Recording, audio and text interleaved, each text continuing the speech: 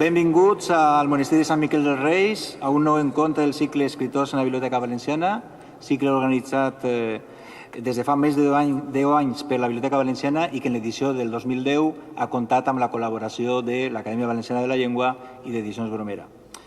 Esta edició va començar la setmana passada a la presència de 2 premis de les lletres valencianes, Santiago Posteguillo i Jaime Siles.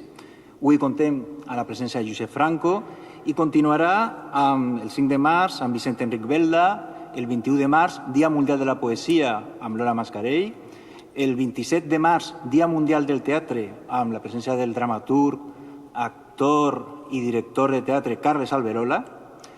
El Dia del Llibre Infantil i Juvenil, 2 d'abril, el dedicarem al còmic, tindrem a Cento Jovell, i finalment el 7 de maig comptarem amb Francesc Gisbert. Després, a més de la modalitat per a xiquets i jovens, tindrem també un dia especial dedicat ja sobretot a públic a les dones, el Dia de la Dona, el 8 de març, un dia dedicat a majors i adults, el 23 d'abril, Dia del Llibre, i en juny tindrem una sessió especial per a docents i bibliotecaris, una jornada debat sobre animació lectora en la que convidem a tots els presents, sobretot al professorat, a participar, apuntant les seues idees i comentant tot el que consideren en aquesta jornada de debat, que és una jornada de debat oberta. A més, la Biblioteca Valenciana enguany està preparant i vol preparar una sèrie de tallers, ja no sols de lectura, sinó d'escriptura, de creació literària, una manera, d'alguna manera, de culminar la relació lectura, escritura, creació, com tancar el cercle. I, per suposat, estem també oberts, estem en procés, de planificació i estem oberts a qualsevol idea, aportació, sobretot dels docents, dels bibliotecaris, etc., en aquest projecte. Ara, per a presentar a Josep Franco, hem segrestat, hem comptat, contem en la col·laboració d'Elsa Sant Fèlix, que ve del Col·legi Jesús i Maria, que serà l'encarregada de presentar l'escriptor d'avui. Hola, bon dia a tots pel matí. Estem reunits avui per parlar una miqueta, si podem, amb Josep Franco. A mi em fa especial il·lusió presentar-vos-el, perquè com ja us vaig contar un dia, jo vaig llegir a Josep Franco quan era adolescent, i aleshores ara, d'adulta, recomanar els seus llibres als meus alumnes m'ha fet moltíssima il·lusió. Aquest home va néixer a Sueca el 1955, estudia magisteri a la Universitat de València, és mestre, traductor i sempre ha estat molt relacionat amb el món de la docència i de l'ensenyament. Ha publicat desenes d'obres, la majoria de narrativa i moltes d'elles dirigides a un públic infantil i juvenil. Entre les seues obres destacarien Calidoscopi, del 1983, que va ser Premi d'Octubre, L'últim roder, que és la que me vaig llegir quan era un adolescent, Ulisses, La Sal, L'enviat, El vent d'Almansa, que va ser Premi Nobel Històrica Juvenil de Far de Cullera. I també cal destacar les seves adaptacions de classes valencians con la versió per al públic infantil i juvenil del Tirant-lo Blanc. Bé, així vos el deixe perquè li pugueu formular totes les preguntes que vulgueu. Benvingut, Josep. Bon dia. Moltes gràcies, en primer lloc, a la Biblioteca Valenciana i a totes les persones que treballen per haver-me convidat a vindre ací a parlar amb vosaltres i moltes gràcies a vosaltres també. Ja no tant per haver vingut com per haver obert un llibre meu, perquè les persones que escrivim, m'imagino que després m'ho preguntareu per què escrivim i jo no vos sabré contestar, probablement, no tindríem ninguna raó de ser si no existiren els lectors. I jo, la vostra mestra acaba de dir que ja ho havíem comentat abans, quan hem parlat, mentre ens fèiem un cafè i això, que ella m'havia llegit quan era jove i que ara estava molt contenta perquè ho recomanava als seus alumnes, com que imagineu-vos com puc estar jo, no? En principi, tinc un avantatge, que és que estic viu, no? Vull dir que, a pesar dels anys que fa que està la cosa per ahir, estic viu.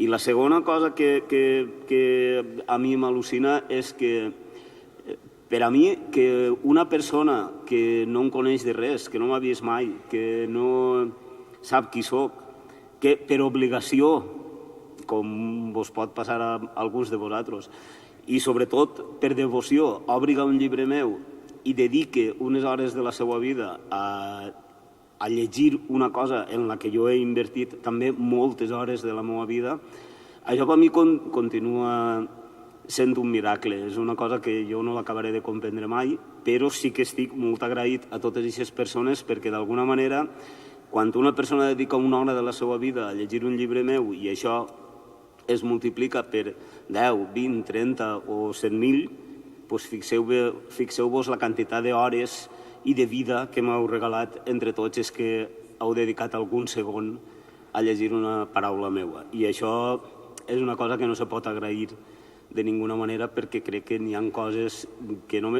Bueno, l'única manera que ho puc agrair, si estic capacitat encara, és escrivint cada dia millor i és el que intente, però a voltes les coses no eixen com ho voldria. Estic molt content de que estigueu així i em poso a la vostra disposició perquè suposo que s'estimareu més fer-me preguntes que no que vos conté jo la meva vida, però tingueu en compte una cosa, si no em feu preguntes, jo em guanyo la vida no sol de les paraules, podem estar fins demà i jo continuar, però m'estime més que em feu les preguntes vosaltres.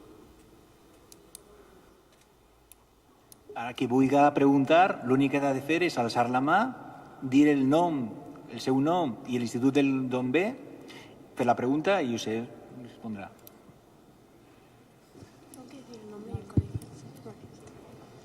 Soy Gemma Castillo de Pureza de María y...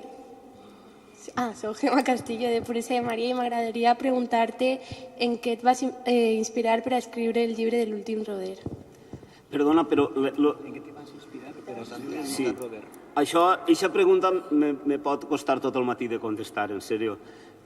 Jo estava escrivint una novel·la sense qualificatius, però menys històrica, sobre unes coses que passaren en Cullera a principi del segle XX, a finals del segle XIX i principi del segle XX. Va haver una vaga general i els obrers que estaven, les persones que estaven per allí en vaga, acabaren matant a un jutge i a uns funcionaris.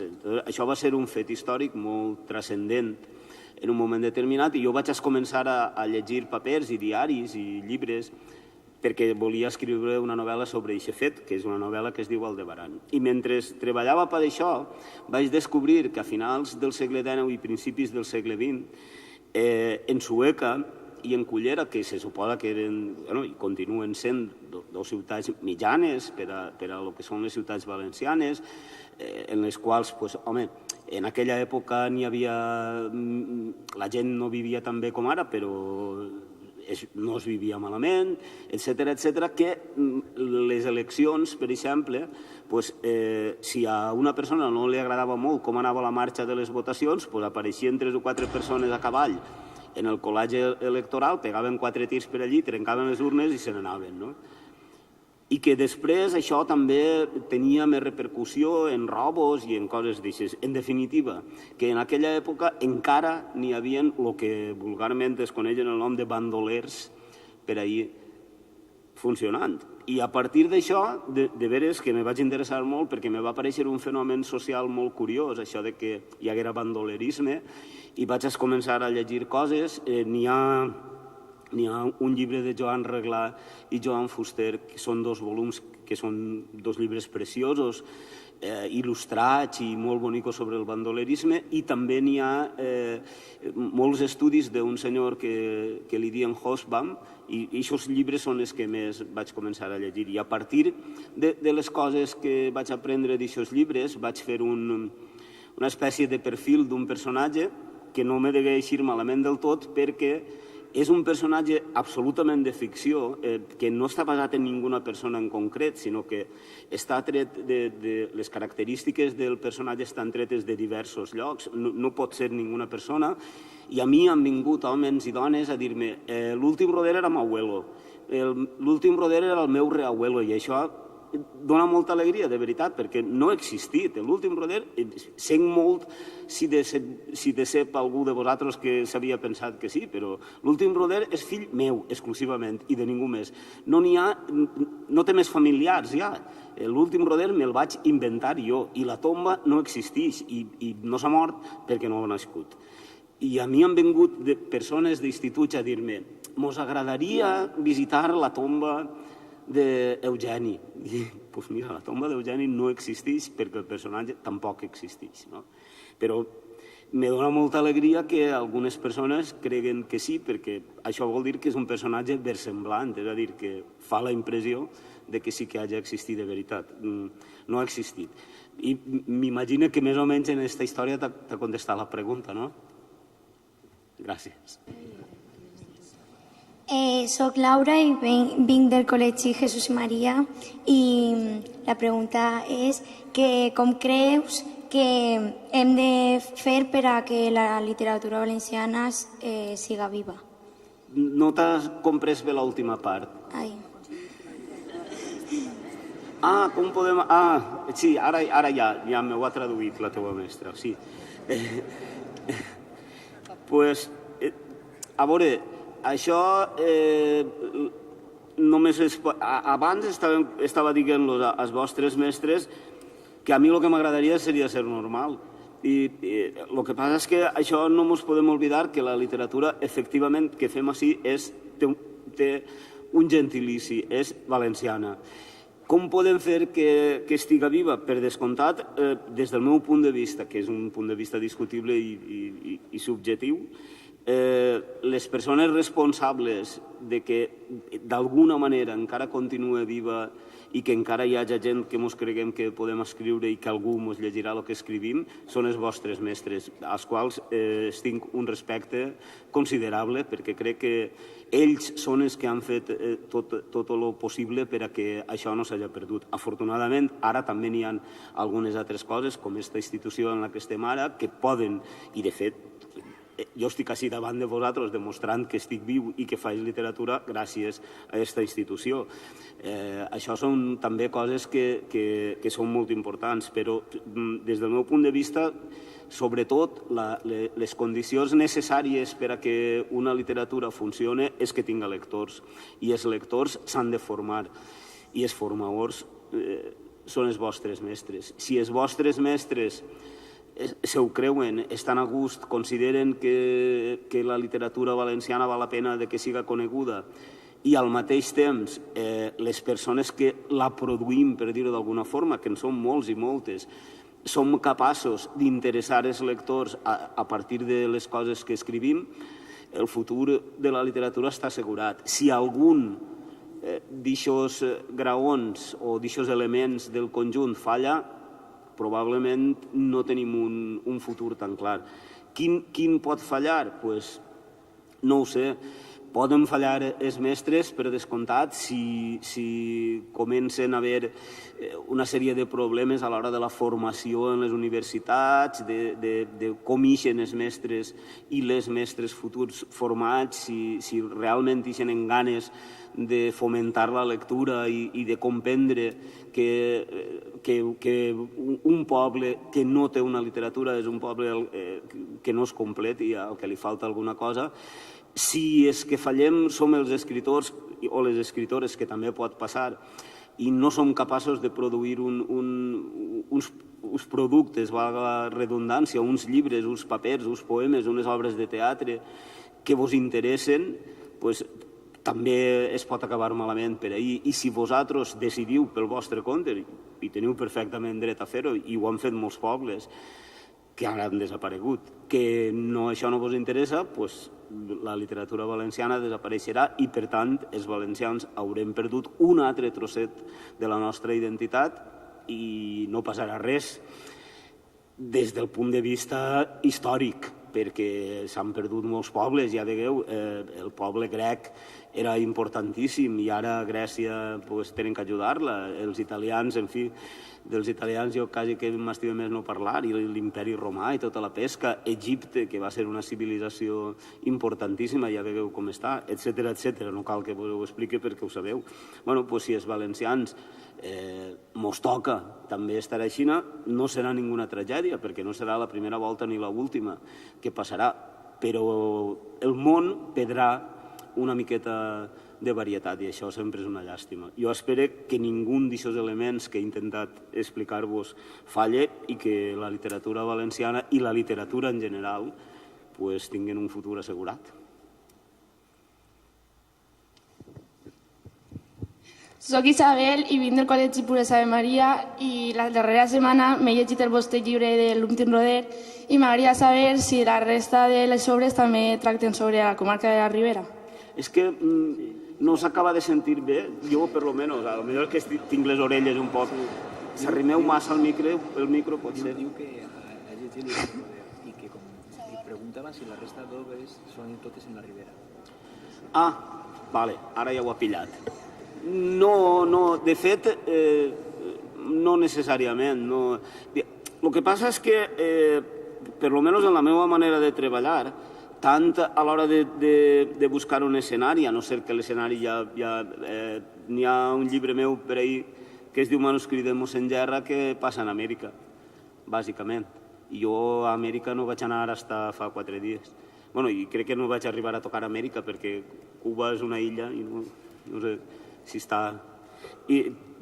Però a l'hora de treballar i per lo menos de la manera que treballo jo, és bo tindre referències, és bo tindre una referència geogràfica, tindre una referència personal, si a propòsit d'un personatge que tu estigues fent, si coneixes a un home o a una dona o has conegut que puga tindre determinades característiques que t'interessen, sobretot per a no perdre't, i sobretot quan és una novel·la. És a dir, si jo me poso a escriure una novel·la sobre Amèrica, necessite llegir moltíssim, i llegir no significa només llegir llibres en paper, sinó que ja sabeu que també podem llegir en les pantalles, no? Per a saber un poc per on van estirs. Però si jo l'escenari a partir del que intento treballar és un escenari que conec, em moc en molta més llibertat i segurament també soc capaç o segurament també tinc més opcions de traspassar-li al lector la emoció que jo sent quan jo sé el terreny que xafe. Jo m'imagino que això no té res que veure ni en el nacionalisme, ni en l'orgullo patrio, ni en res, però tots estem contents de pertànyer al grup de gent que pertanyem, de ser del nostre poble, igual com a la nostra família o els nostres amics. Sabem que tot té defectes, que els nostres amics, els nostres pobles, les nostres comarques tenen defectes, però els volem en aquests defectes i tot, perquè d'alguna manera són part de la nostra vida. Això passa també en els escenaris que jo almenys intento trobar o treballar. Busques uns escenaris que siguin coneguts per tu i si pot ser estimats, millor. Després han hagut llegendes o rondalles o coses d'aixes que no tenen res a veure amb la Ribera, però si partim d'un escenari o com per exemple en l'últim roder, d'un escenari que coneixes, generalment, en primer lloc, escrius amb més seguretat perquè saps què estàs fent i en segon lloc escrius també amb més passió perquè estimes aquest paisatge, amb els seus defectes i les seues virtuts. Soc Anna, del Col·legi Puresa de Maria, i volia saber si l'últim roder, que és el teu llibre que més èxit ha tingut, és el que més t'agrada. Bueno, això de l'èxit... M'alegre que digues això de l'èxit, però no sé jo tampoc. Spielberg encara no m'ha demanat els drets del llibre per fer una saga de 3 o 4 pel·lícules, per tant, és un èxit relatiu. No és el que més m'agrada. Els llibres són com fills, no? Més o menys. I jo m'imagino que vosaltres, que teniu tots pares i mares i coses d'aixes, sabeu que a un fill, generalment, sempre un pare o una mare sol protegir més a l'últim fill perquè és el més indefens, és el que menys experiència té, generalment, no? Per tant, quasi sempre el llibre que més t'agrada és l'últim que has fet. Perquè, a més, ahir has d'afegir una altra cosa. Escriure és un ofici i com qualsevol altre ofici s'ha d'aprendre i has d'aprendre també dels errors a millorar la pràctica d'aquest ofici. Per tant, se suposa, o hauria de ser així, que a mesura que una persona va escrivint més, les coses que escriu estan més ben fetes, poden atraure més l'atenció del lector, estan millor estructurades, etc. De manera que, en general, vols quasi sempre més a l'últim. Però en el cas de l'últim roder, és un llibre que efectivament, si jo no hagués escrit l'últim roder, probablement, no, segur que avui no estaria així, això jo ho tinc claríssim. I, clar, també seria com renunciar als meus orígens, a lo que jo bé o malament puga ser com a escritor. I l'aprecie, però quasi sempre volem més els més xicotets. Fins que es fan majors i ja van al seu bola. Soc Júlia, de l'Institut IES Balears. Què és el que resulta més difícil quan planeges escriure un llibre? Quin? Qualsevol. Qualsevol llibre, te refereixes? Doncs continuar. El més difícil és continuar, perquè començar és... Això tots ho podem fer, no? Començar, però el problema és mantenir la continuïtat i no perdre l'interès que pogueres tindre en el primer moment per aquest llibre, perquè a mi, per almenys, no sé si a vosaltres vos passarà també, a lo millor en diferents àmbits de la vida, però a mi n'hi ha vegades que jo es començo un llibre que me pareix una cosa molt bé, que té molt bones... Pareixia una bona idea i no sé quantos, i després me cansa, no? Perquè el concepte ja el tinc i dic, ara per què el tinc que escriure, no? I jo crec que... I no crec que me passi a mi prou. Jo crec que en el cas de la literatura en concret, o de l'art, o de la música, o de coses d'aixes que necessiten una certa persistència i una certa continuïtat, crec que el més difícil és continuar, mantindre't, seguir, no perdre... Perquè ara, per exemple, tots ho sabeu, no? La crisi, no sé què, retalls, no sé quantos, totes aquestes coses afecten, no? Afecten el treball, afecten de tot.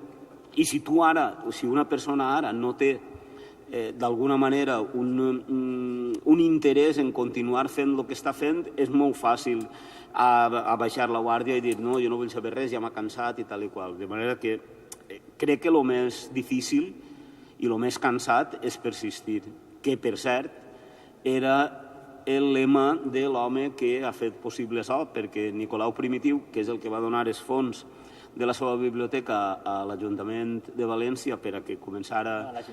a la Generalitat per a que començara la biblioteca, el seu lema era treballar, persistir, esperar.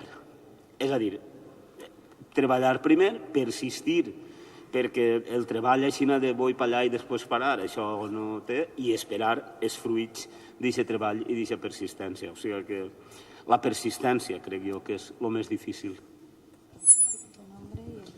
Toni Pérez, de l'Institut Enrique Tierno Galván de Montcada.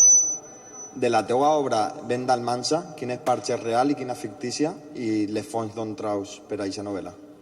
Sí, generalment són preguntes que soleu fer, no? Quina part de ficció i quina de realitat n'hi ha. Tingueu en compte que Vent d'Almansa és una novel·la que quasi d'encàrrec, perquè és una novel·la que la vaig publicar en el 2007, que era quan feia 300 anys de la batalla d'Almansa, etc. No? Me va costar moltíssim, me va costar una barbaritat decidir-me, perquè el final d'aquesta història ja se sap, no? Guanyen els malos, val? I els bons perden. No? Clar, contar una història que tot el món sap ja al final, tu dius, home, a veure, així, com ho contarem, no? I me va costar moltíssim, de manera que la immensa majoria de lo que n'hi ha en la novel·la és ficció, la immensa majoria de fets. De fet, algunes persones molt ben intencionades m'han escrit i dient, escolta, això que contes de tal lloc és mentira, i perquè això no va ser així, va ser de l'altra forma. Bueno, bé, les persones que tenen perfecte dret a dir-me que això no és així des d'un punt de vista històric, però a mi m'interessava tergiversar la realitat per a donar versemblança a una història. L'Hospital de Malta, jo dubto molt que en l'Hospital de Sant Joan de Malta, que era un hospital molt avançat per aquell temps, pogueren operar de de cataractes i que la cosa funcionara bé, però a mi m'interessava que això fos així. L'hospital sí que ha existit. Malta també existeix, crec, encara. Però no crec jo que... També és de veres, per exemple, que en aquest moment, a primers del segle XVIII,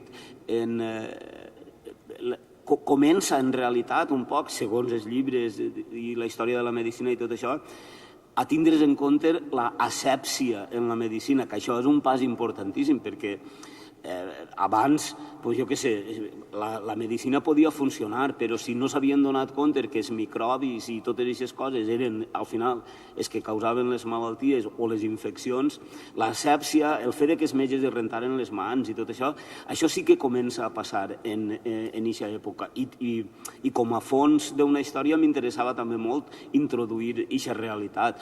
O, per exemple, no és de veres que en València es fera la primera quatricomia d'aquella època, però sí que és veritat que a principi del segle XVIII en les impremtes començaven ja a intentar fer quatricomies. I també me pareixia un moment de molt de progrés. És a dir, la meva intenció al final, al principi, més ben dit, d'escriure aquest llibre era intentar traure tot allò positiu que havia portat aquest procés històric per damunt de la derrota i de tot el que poguera haver passat a continuació, que no sabem el que hauria passat si aquesta batalla no hagués sigut així. La ciència progressaven les arts, progressava la humanitat en general i Europa començava a definir-se tal com la coneguem ara, aproximadament, i nosaltres tinguérem la desgràcia d'estar en una part del món que no era transcendent, però a mi m'interessava més fer una lectura una miqueta positiva, per això passen coses en les que al final la història s'acaba aproximadament bé, que no centrar-me en la derrota i en lo mal que va ser allò, perquè de fet en això de Vendalmansa no m'han passat tantes coses com en l'últim Roder, perquè és més jove, no? Però també m'han passat coses curioses. Un home de lo més ben intencionat del món, quan va llegir el llibre, me va dir, hauríem de fer una replegada, tots els valencians, i fer un monument als valencians morts en la batalla d'Almansa. Jo li vaig dir, jo el pague. Jo pague aquest monument perquè, que jo sàpia, en la batalla d'Almansa no va morir ningú valencià. O sigui que va ser una carambola que a nosaltres ens va perjudicar, però també n'hi havia moltes coses, de fet sempre n'hi ha alguna lectura positiva que fer, i entonces vaig mesclar un poc les informacions històriques, però són més de fons que no de la història. La història és, diguem, pràcticament tota ficció, però moltes de les informacions que n'hi ha en el fons sí que són històriques de veritat. Clar, evidentment. Es diu que jo no estic fent un assaig històric, estic fent una novel·la històrica juvenil, que té, jo sé, no sé quants adjectius, i combinar tots aquests adjectius al final no resulta gens fàcil. Perquè, clar, tu pots fer una novel·la històrica juvenil, però el que procures és que la gent la lliga, perquè si no la llegint no té massa sentit, i aleshores has d'introduir coses que no necessàriament, des del meu punt de vista, no necessàriament han de ser fidels a la realitat històrica, perquè són una novel·la. Bon dia, em diu en Guillem, vinc de Jesús Maria, i m'agradaria preguntar com està actualment la situació en el plano de la creació literària i de la comercialització d'obres literàries, traducció i tal al País Valencià. Doncs home, evidentment és una pregunta molt interessant, perquè això també és un dels factors. Abans, quan m'heu preguntat per el futur de la literatura valenciana i tot això, això és un altre dels factors, però clar, no és un factor que afecta només a la literatura valenciana, sinó que ens afecta a tots en general. Jo ho he notat, no? És a dir, quan començava a parlar-se en un primer moment de la crisi i tot això, la inèrcia que portàvem va fer que tardara un poquet més a notar-se en determinats ambients, en el teatre, en la música, en els llibres, però a poc sí que ha anat notant-se, perquè en línies generals no sols les editorials valencianes, sinó la immensa majoria d'editorials independents, perquè avui en dia n'hi ha 3 o 4 grups editorials que controlen la immensa majoria d'editorials, o més ben dit de marques, però l'amo és el mateix. Les editorials independents han anat notant-ho a poc perquè la majoria viuen o poden funcionar gràcies als llibres escolars, als llibres de text, als llibres que venen des de l'educació infantil fins als llibres que puguen vendre els universitaris. Llavors, clar, al principi la inèrcia dels productes que ja estaven en el carrer i que ja estaven comprant-se ha permès que la indústria editorial aguantara més o menys el tipus, però des de fa 3 o 4 anys que això s'ha notat moltíssim. Jo, que acabo de contestar a aquesta pregunta dient que m'agradaria veure coses optimistes, m'agradaria també veure aquest problema des d'un punt de vista d'un cert optimisme, que seria... Jo crec que havíem viscut massa, i no per damunt de les nostres possibilitats, jo per almenys no, perquè el iate l'ha venut i la casa que tenia en Baqueira Beret la tinc alquilar, vull dir que no... Jo no he viscut mai per damunt de les meves possibilitats. El Lamborghini ja no el gaste, no el trac del garatge per res. No per damunt de les nostres possibilitats hem viscut, però crec que sí que, sobretot en aquest camp, en el camp de la indústria editorial, a vegades s'ha confiat massa en les ajudes oficials i en les institucions en general, no? I a mi me pareix bé. Jo crec que les institucions també tenen l'obligació de contribuir, de la mateixa manera que han de contribuir al desenvolupament industrial, al científic, al que sigui, també al cultural, per descomptat. Però crec que aquesta situació ens pot ensenyar una lliçó importantíssima, i és que al final, si el que volem de veres és ser normals i viure en un món comparable al d'altres pobles, hem de saber que hem de ser capaços de generar bona literatura per a que a la gent li interessa, i hem de ser capaços de competir en altres ofertes que puguen haver en el món, perquè això ens permetria continuar produint el que estem fent, i hem d'oblidar una miqueta de dependre de les institucions i saber guanyar-nos al públic, al lector, a la persona fidel que després comprarà aquest llibre. I això seria la lectura positiva que jo veuria de com podem eixir d'aquest moment en el que estem. La lectura negativa és que ens anem tots a la porra.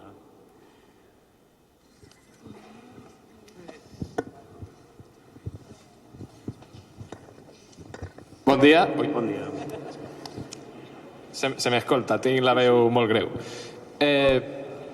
Primer de tot, felicitar-te per les teues obres i... bueno, mi nombre. Bueno, això no importa. Soc Álvaro García Navarro i vinc del Col·legi Puresa de Maria. Bueno, pues... primer de tot, felicitar-te per les teues obres i en especial la de l'últim roder, perquè molts autors es paren a fer descripcions i tu has lograt sintetitzar en apenas 200 pàgines una trama molt densa d'ides i venides, primer a València, després a Andalusia, torna a València, i això és una llavor tremenda, sintetitzar tota aquesta trama densa en apenas 200 pàgines. Així és que, primer de tot, felicitar-te per això. I com que tu ets un home que ha...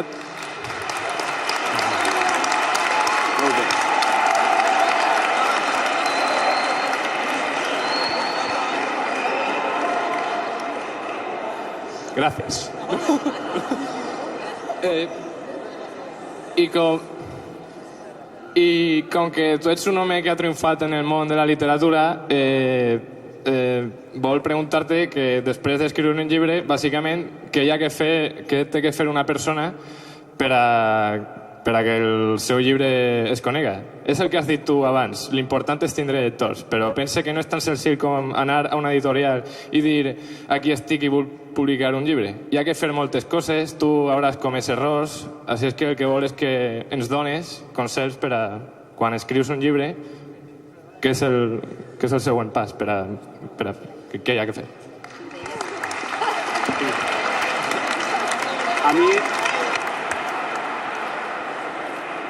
A mi em fa la impressió que si tu anares a portar un llibre a qualsevol editorial te faria molt més cas que a mi quan tenia la teva edat. Això ja t'ho asseguro perquè ja has demostrat que eres un bon comunicador i la gent, ahí tens ahí un remanent. Jo crec que això és bàsic.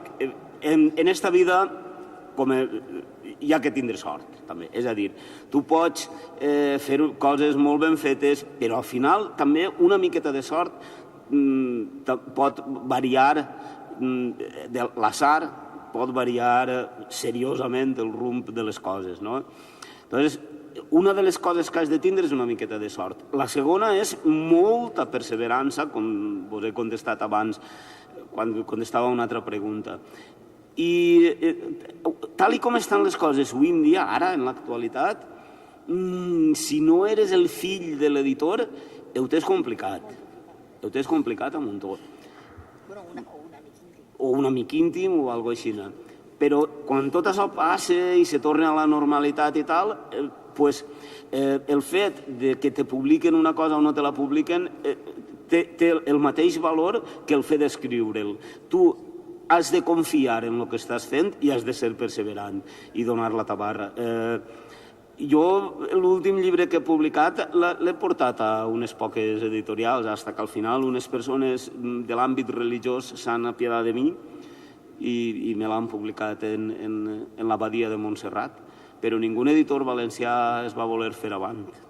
I no era un llibre difícil ni res. Però al final ha eixit. Per què? Perquè jo he insistit i he donat la tabarra i l'he enviat ací, l'he enviat allà i l'he enviat més per allà. Jo crec que és així.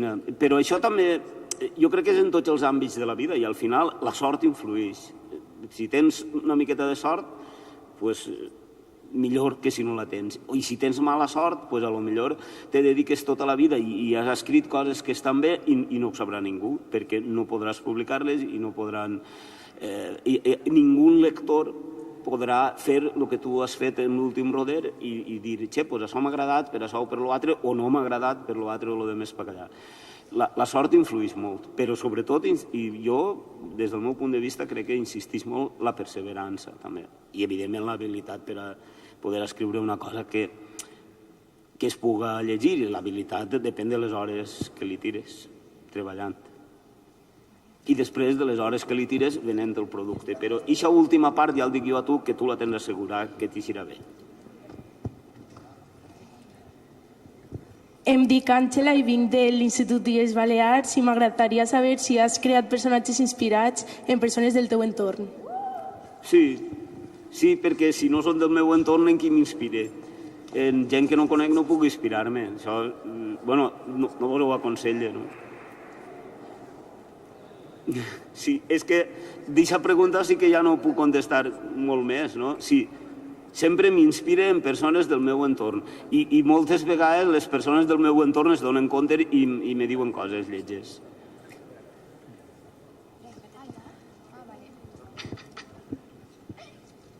Hola. Buenas. Soy Andrea, ¿vale? Y venimos del Tierno Galván, de Montcada. ¿Per què en el llibre fas referència a València com el País Valencià? No.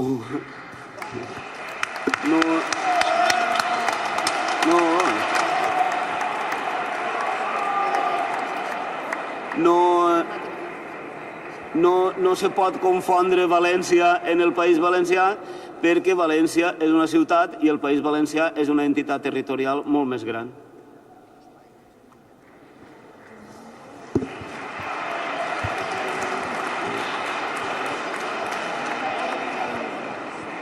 Bon dia.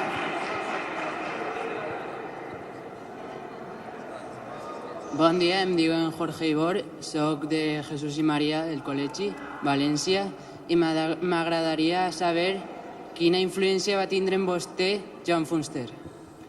John Fuster. Home, doncs el mateix efecte que en qualsevol escritor que viu contemporani, perquè quan... Això es diu clàssic, és a dir, un escritor que influïx en la gent de la seva època i en les generacions posteriors es diu clàssic. I això és la influència que té Fuster en tots els que en aquest moment escrivim en valencià. Evidentment, n'hi ha moltíssims altres clàssics també, no? Jo sense, què el diria jo, sense l'Odissea seria molt difícil. Jo me considero un hereu d'aquesta línia, no? Però, sobretot, des del meu punt de vista, la principal transcendència que ha tingut Fuster en este context, en el context en el que ell va treballar, és que ens va fer creure als valencians que la llengua que nosaltres parlàvem en el carrer es podia convertir en una llengua de cultura i de transmissió de coneixements, de vivències, d'experiències. Sí que és de veres que abans d'ell i després han hagut altres intents, però des del meu punt de vista, i això crec que no es pot discutir perquè l'obra està ahí i els llibres que n'hi ha estan ahí i no n'hi ha ninguna altra persona que hagi escrit una quantitat comparable d'aquests llibres, independentment de si uns són més polèmics o altres són més científics. I això és evident que està ahí. I quan una persona demostra a un poble que aquesta llengua que ells estaven utilitzant per a comunicar-se en les cases, en les llars o on siga, pot convertir-se en una llengua de comunicació de cultura, per a mi crec que és un mèrit indiscutible.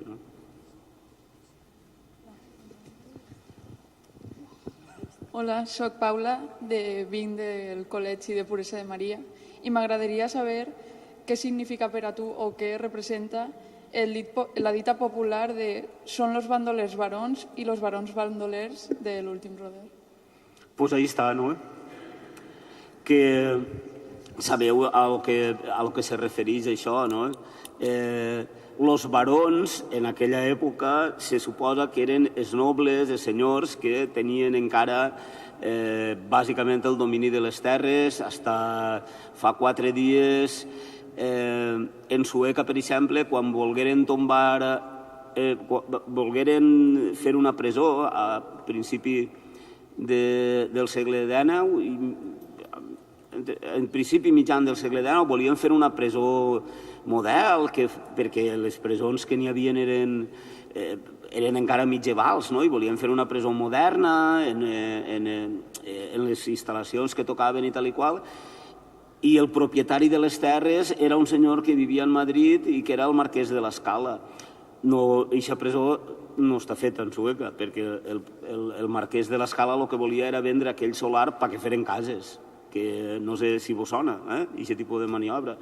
Això és el que vol dir, són els barons bandolers. I què són els bandolers barons? Doncs, bueno, no fa molt de temps encara han hagut per ahir herois populars com el Vaquilla o el Lute o qui siga, que s'han considerat inclús herois populars. En aquest sentit, la gent del poble en aquella època, i pot ser potser ara també podrà dir algunes coses paregudes, considerava que els bandolers, els rebels, els que robaven bàsicament a rics, perquè és que, clar, robar als pobres no té molt de mèrit i, a més, total, pel que vas a robar, si són pobres, com el seu nom indica, aquestes persones que feien tot això estaven considerats com a persones més nobles, gent valenta que s'atrevia a enfrontar-se al poder, a l'exèrcit o a la Guàrdia Civil i tal i qual, i es consideraven herois. I això és el que vol dir que els bandolers són barons, és a dir, són gent reconeguda per la gent del poble,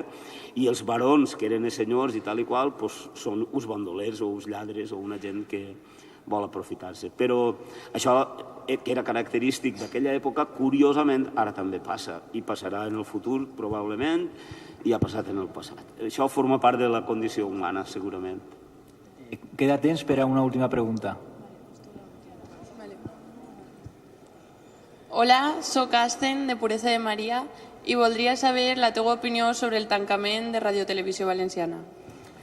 La meva opinió sobre el tancament de Radio Televisió Valenciana ja la vaig donar en el seu moment en un article de premsa, però vull dir que estava més ben escrit perquè estava més meditat i tot això de lo que puc dir ara. Però jo considero que la televisió valenciana, si no des del seu naixement, quasi des dels primers anys, mai no havia complit en els objectius que li confereix l'Estatut.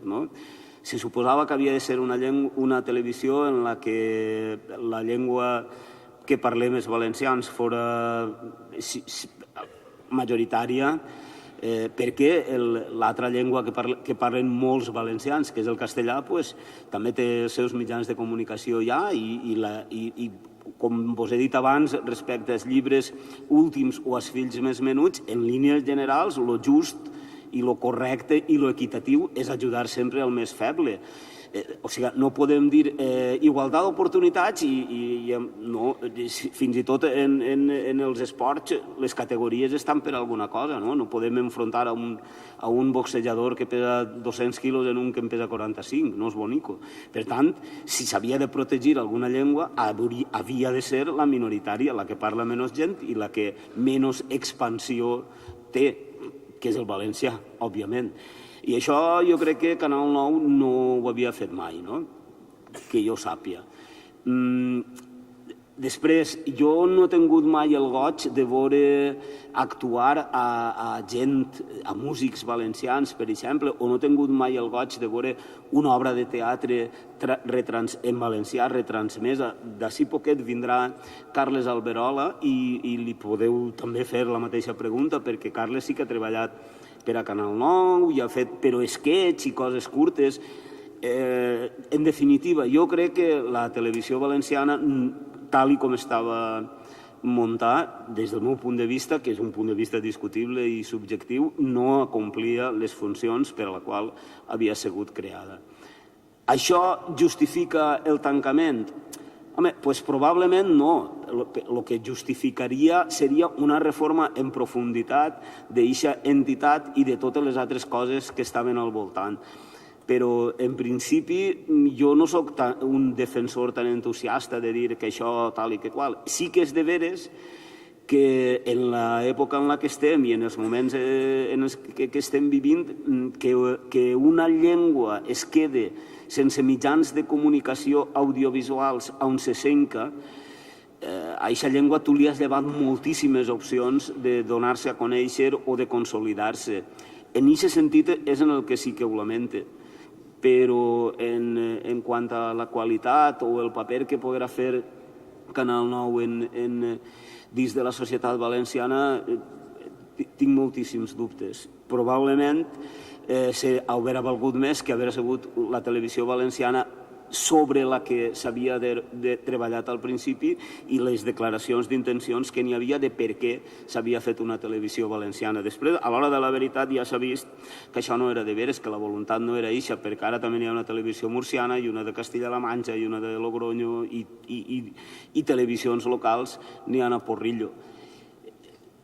És a dir, que per una banda millor que haver sigut una televisió valenciana de veritat i per una altra banda lamentar que els pocs canals de difusió que té el valencià per a arribar al gran públic, un dels que tenia hagi desaparegut. Moltes gràcies a Elsa, moltes gràcies a tots vosaltres per l'atenció, han estat tots molt atents. I, sobretot, moltes gràcies a Josep. Ara, qui vulgui, té també l'oportunitat de que Josep li signe, li firme el llibre que li dedique. Simplement és fer cua així i anar passant.